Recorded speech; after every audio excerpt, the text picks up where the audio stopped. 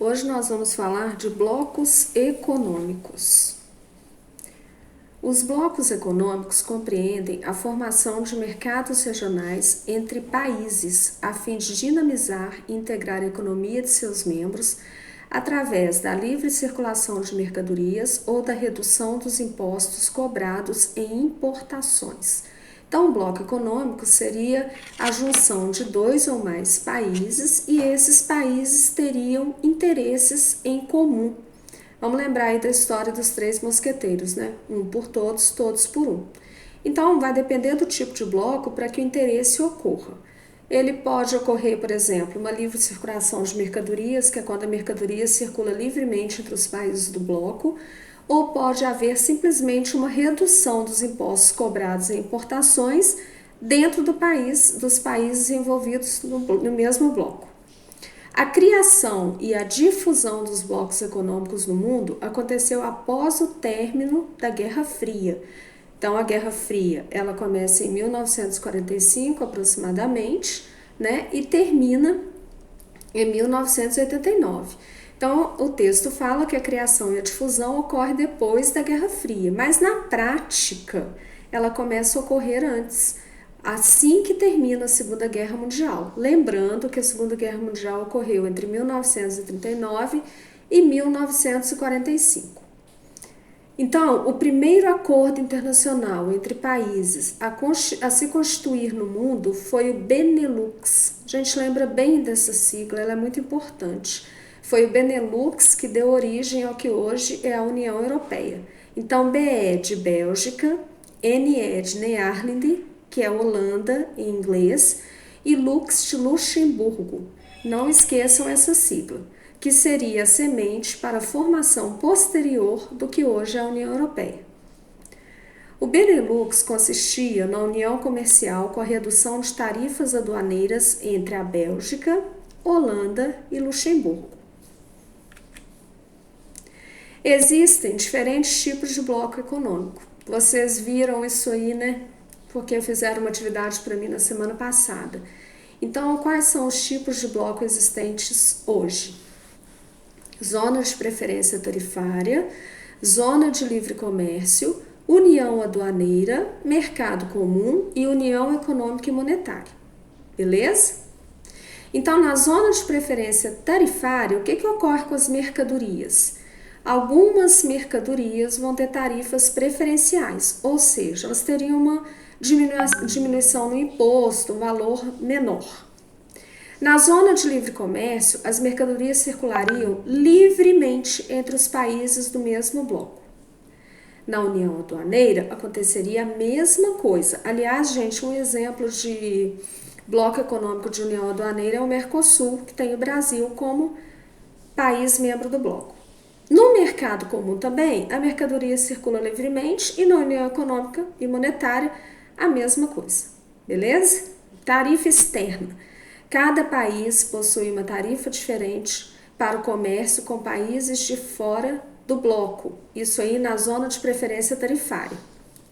Na zona de livre comércio, cada país vai possuir uma tarifa diferente para o comércio com países de fora do bloco. Então, vamos imaginar um bloco econômico composto de países A, B e C.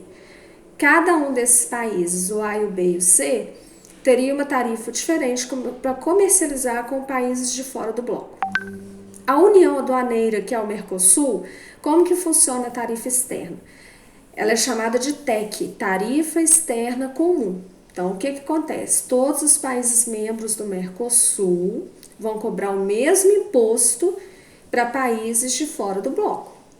No mercado comum vai funcionar do mesmo jeito, a TEC, e na União Econômica e Monetária a mesma coisa. Agora, tem uma coisa que é muito importante nos blocos. É a livre circulação de pessoas, capitais e serviços. Então, olha só, na zona de preferência tarifária, as pessoas para circularem o capital e o serviço, elas estão sujeitas às regras de cada país. Na zona de livre comércio, também.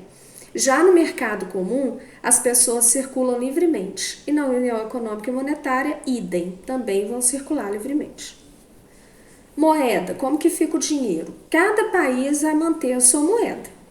O único tipo de bloco que vai ter uma moeda comum é a União Econômica e Monetária. Então, para facilitar a vida de vocês, o único bloco econômico que existe uma moeda comum é a União Europeia.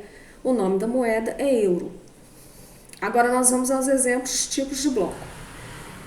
Um exemplo de zona de preferência tarifária é a LAD. Zona de livre comércio, o NAFTA, que é formado pelo México, pelo Canadá e pelos Estados Unidos. União Aduaneira, Mercosul, Brasil, Uruguai, Paraguai e Argentina. A Venezuela está suspensa do Mercosul temporariamente. No mercado comum, eu não tenho nenhum exemplo de bloco para citar, porque hoje não existe um bloco nesse estágio. Agora, a União Econômica e Monetária, nós vamos ter a União Europeia. Entre os principais blocos econômicos do mundo, podemos citar a União Europeia, a CEI, que é a Comunidade dos Estados Independentes, o NAFTA, a PEC, a ASEAN, Mercosul e muitos outros blocos, né? Hoje, assim, com a globalização, cada dia surge uma novidade no mapa. Então, observem bem o mapa a seguir para vocês observarem esses tipos, esses blocos. Agora nós vamos falar da União Europeia. A União Europeia é o maior e mais antigo bloco econômico do mundo. Então, hoje, ele seria o mais sofisticado, o que mais evoluiu, porque ele chegou na frente, né? Ele é o pioneiro, chegou primeiro. Ele debate e vive essa união há mais tempo do que os blocos mais jovens, né? Que surgiram depois lá da Guerra Fria. Hoje, a União Europeia é formada por 27 países membros, mais de 500 milhões de cidadãos e possui 3 sedes, em Luxemburgo, Estrasburgo e Bruxelas, que é a sua capital. Todos os países europeus têm a escolha de integrá-la, considerando as vantagens e desvantagens desse acordo.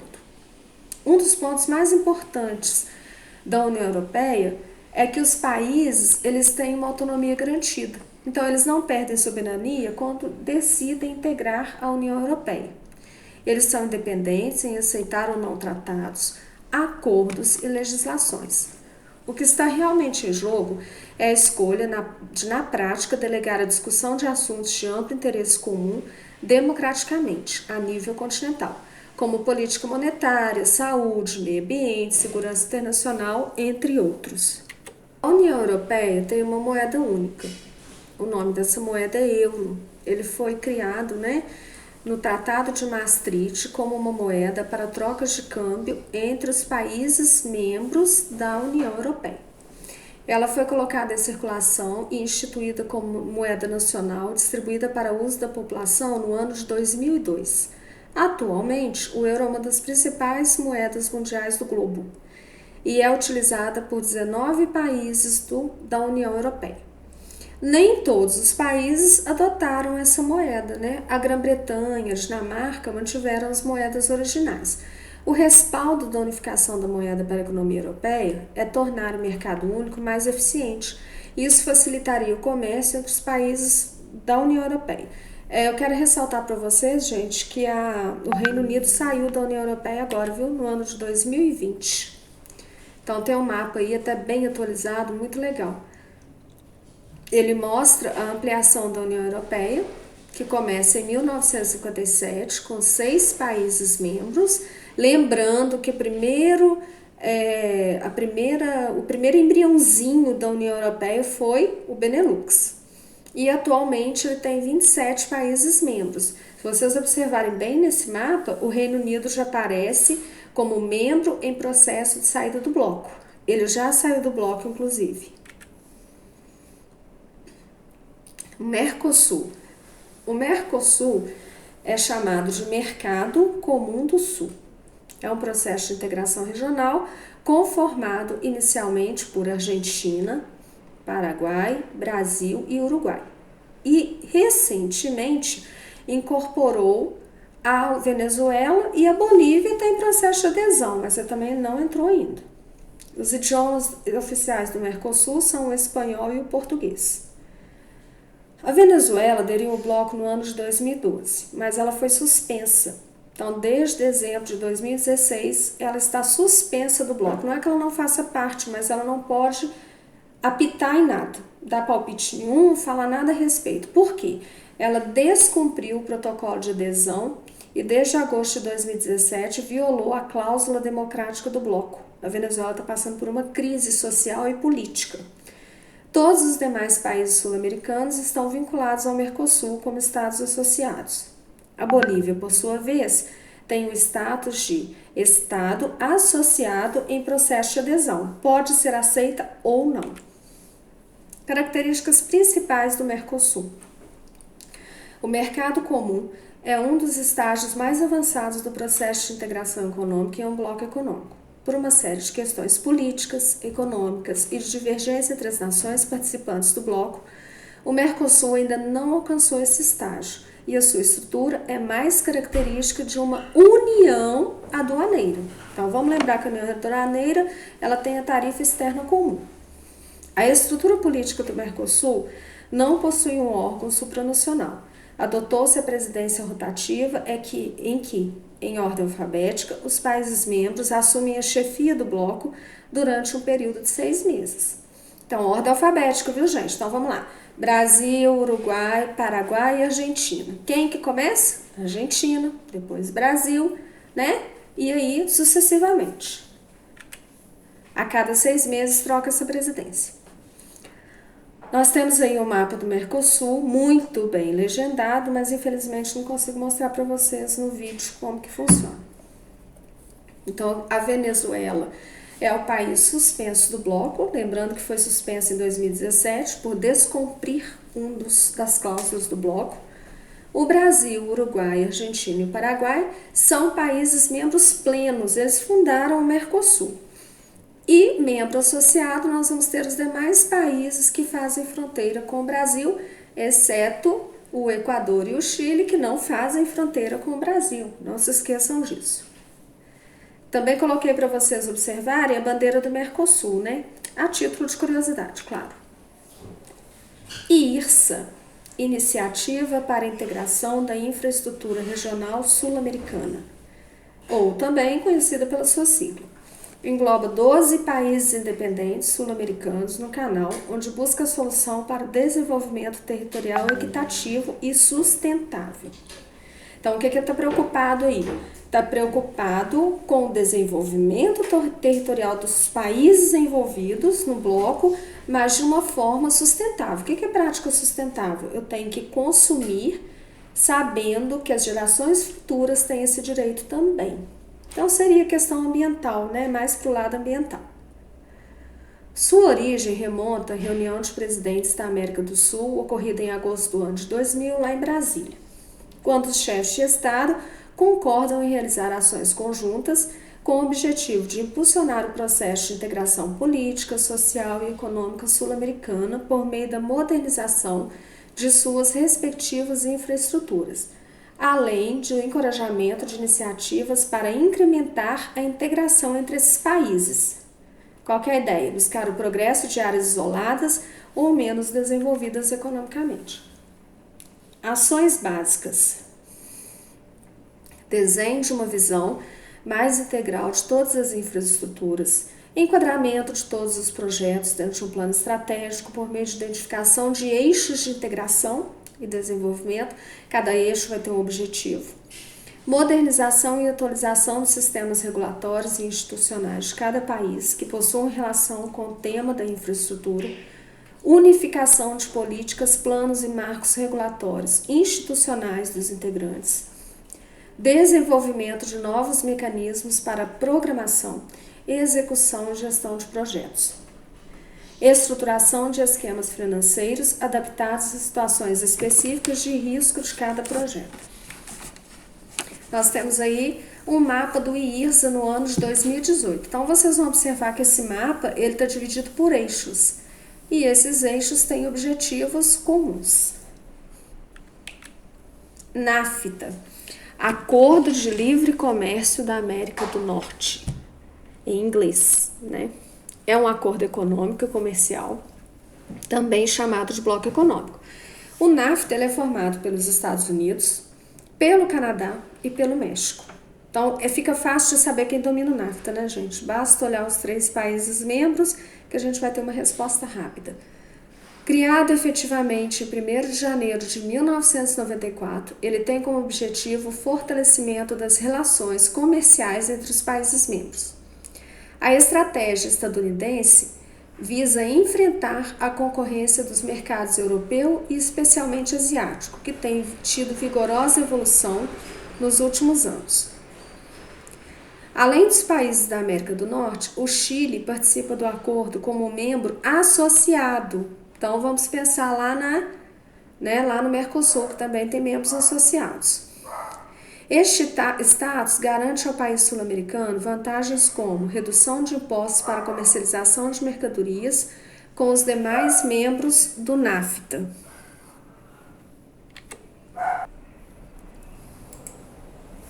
Objetivos do NAFTA: eliminar barreiras alfandegárias, impostos de importação de bens e mercadorias. Seria como se qualquer produto importado entre qualquer dos 3 países membros, não houvesse uma taxa de importação. E essa taxa existe. Vai lá no AliExpress, que se vocês quiserem comprar qualquer produto, primeiro vocês vão facilitar o trânsito de produtos e serviços entre os territórios dos países participantes do acordo. Promover condições para que haja um ambiente de competição equilibrada dentro da área de abrangência do NAFTA. Ampliar oportunidades de investimento dentro dos países e entre os participantes do acordo. Oferecer proteção efetiva e adequada e garantir os direitos de propriedade intelectual no território dos países membros. Este objetivo aplica-se à produção científica e especialmente à cultural. Características do bloco. O acordo não prevê a livre circulação de pessoas pelos países integrantes, ou seja, mexicano não entra livremente nos Estados Unidos da América, canadense também não, ok? Eles não querem esse povo circulando no país deles. Lembra lá, né, da briga lá do presidente dos Estados Unidos contra os imigrantes. A imigração dos mexicanos para os Estados Unidos continuou controlada e com restrições semelhantes às existentes antes da criação do bloco. Possui caráter econômico, que é o essencial para os Estados Unidos, o que explica o restrito nível da integração. Pode ser caracterizado como uma zona de livre comércio, não alcançando nem o status de união aduaneira, então não existe nem a tarifa externa comum. O NAFTA, ao contrário da União Europeia, não possui instituição ou governo para a administração do bloco. Também não tem leis supranacionais, ou seja, normas que sejam superiores às existentes em cada país membro. Dentro do NAFTA, as relações comerciais acabam por gravitar em torno dos Estados Unidos, pois tanto a economia do Canadá quanto do México são dependentes das exportações para o gigante. De maneira semelhante, os Estados Unidos utilizam esta relação de dependência para adquirir desses países matérias-primas e mercadorias a custos reduzidos e vender os produtos industrializados produzidos no território dos Estados Unidos. Aí nós temos um mapa do NAFTA. Basicamente, é o mapa da América do Norte, né, gente? Com os 3 países que formam a América do Norte. Então, Canadá, Estados Unidos e México. BRICS. A sigla BRICS é o resultado do agrupamento de Brasil, Rússia, Índia, China e África do Sul. Principais economias emergentes do mundo. O que é um país emergente? É aquele país que era pobre, subdesenvolvido e começou a se industrializar e crescer economicamente. Então, não é um bloco regional, é uma cooperação entre os países emergentes, ok? A cúpula é convocada anualmente para uma reunião e coloca em pauta discussões que representam esferas de coordenação política e socioeconômica. Dentro dessa reunião, os países vão colocar as oportunidades de negócio e as áreas de cooperação de cada um. A presidência é alternada anualmente entre os membros e a primeira cúpula foi realizada no ano de 2009 na Rússia. Qual foi o assunto da época? Estrutura financeira global. Atualmente, o BRIC pretende aprofundar, ampliar e intensificar as relações entre os países membros para um desenvolvimento mais sustentável, lembra lá do IRSA? Equitativo e mutuamente benéfico. Essa proposta leva em consideração o crescimento econômico, desenvolvimento social, superação de pobreza, com base nos pontos fortes dos países e evitando a concorrência entre eles. Bom, desde que ele foi criado, a cooperação econômica entre eles é muito grande, mas atualmente nós estamos vivendo um momento muito grave, né, em que todos esses países, infelizmente, vão entrar em uma crise econômica. Fique ligado! Além dos blocos tratados aqui, você vai voltar à matéria e ler os seguintes tópicos: União das Nações Sul-Americanas, Comunidade Andina, ALAD, Aliança Bolivariana, Organização dos Estados Americanos e Organização dos Estados Ibero-Americanos, a Ciência e Cultura. As atividades serão passadas à parte. Bom trabalho para vocês!